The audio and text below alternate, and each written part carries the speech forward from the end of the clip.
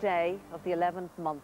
And that, of course, is the iconic date when all hostilities ceased. But here in Ireland, the 10th of October is the date when the tragedy of the Great War literally struck home. The mailboat Leinster was sailing from Dublin to Holyhead when it was torpedoed by a German submarine and sank. More than 500 people died in what remains to this day the greatest tragedy on the Irish Sea. And that anniversary was marked with a commemorative service in Dún Laoghaire last month.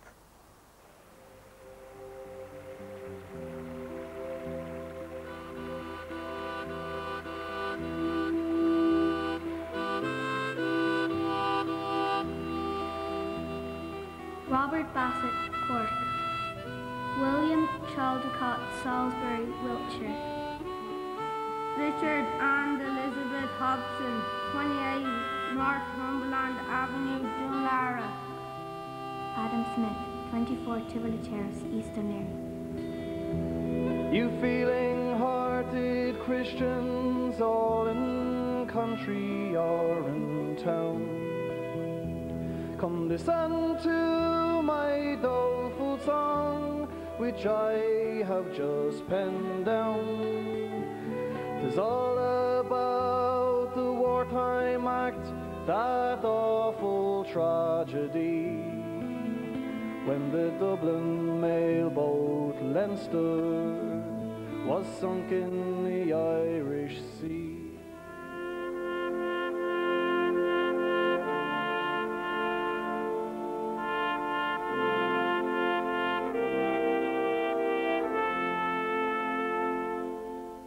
"90 years on from the sinking of the Leinster mailboat, a commemorative service is held in Dún Laoghaire to honour the hundreds who died in the greatest ever loss of life on the Irish Sea.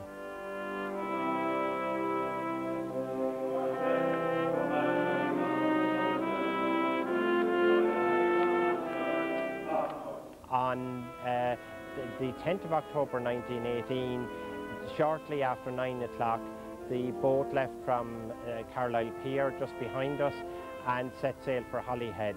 About an hour into the voyage, when the ship was at the Kish Bank, a German submarine fired 3 torpedoes at the ship. The Leinster blew up quickly and sunk.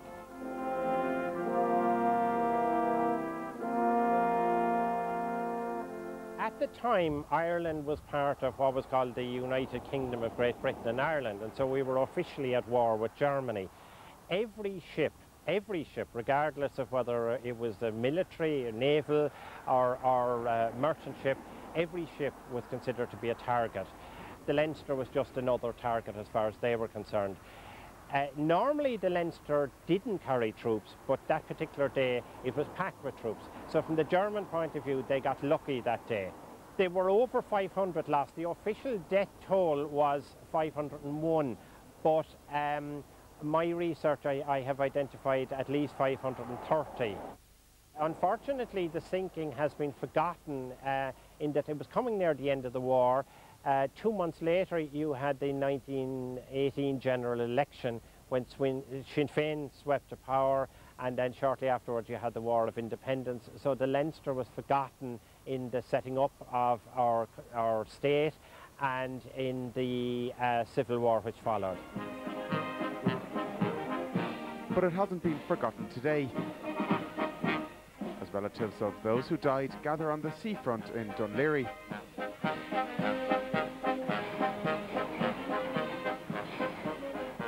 Among them is Jenny Kelly, who was just 6 months old when her father died in the tragedy 90 years ago. And I mean, a good dad. To have the family to prove it.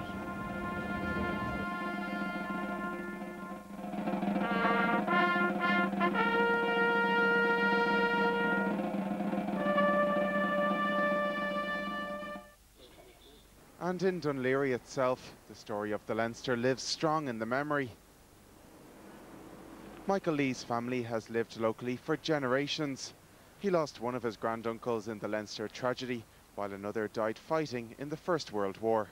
My granduncle, Joe, he was killed very early on in 1915 in Gallipoli, and that was obviously a huge tragedy to the family. You know, they lost one of their sons.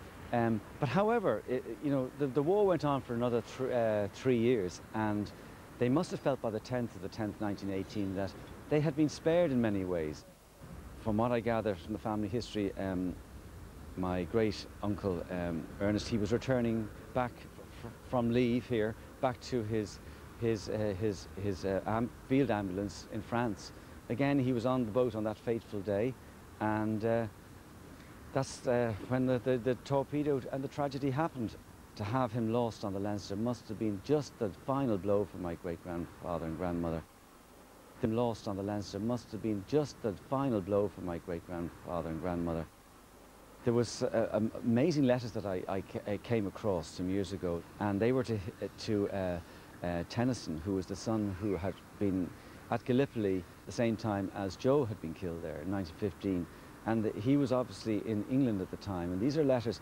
What's interesting about the first letter is written on the day after the sinking. It's written on the 11th of October 1918. And of course it's heartbreaking when you read what's in it.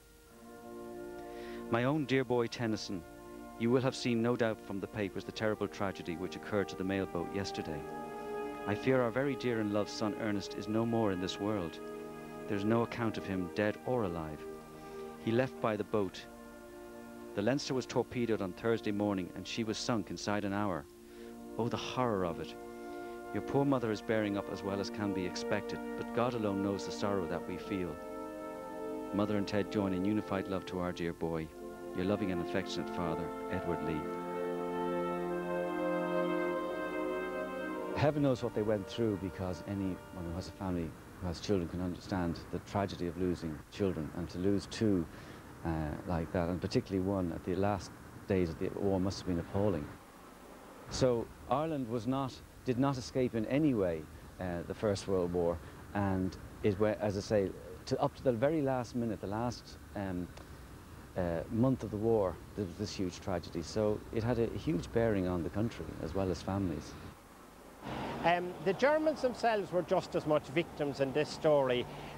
Germany was blockaded by the Royal Navy and people were starving. No food could get through.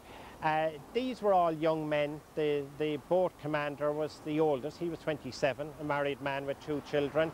And his crew were all aged 19 and 20. And they were lost on the way back to Germany when their submarine struck a minefield in the North Sea, and they would have all died terrible deaths. They were just as much victims. Nobody wins in war. Everybody is a victim. When the Dublin mailboat Leinster was sunk in the Irish Sea,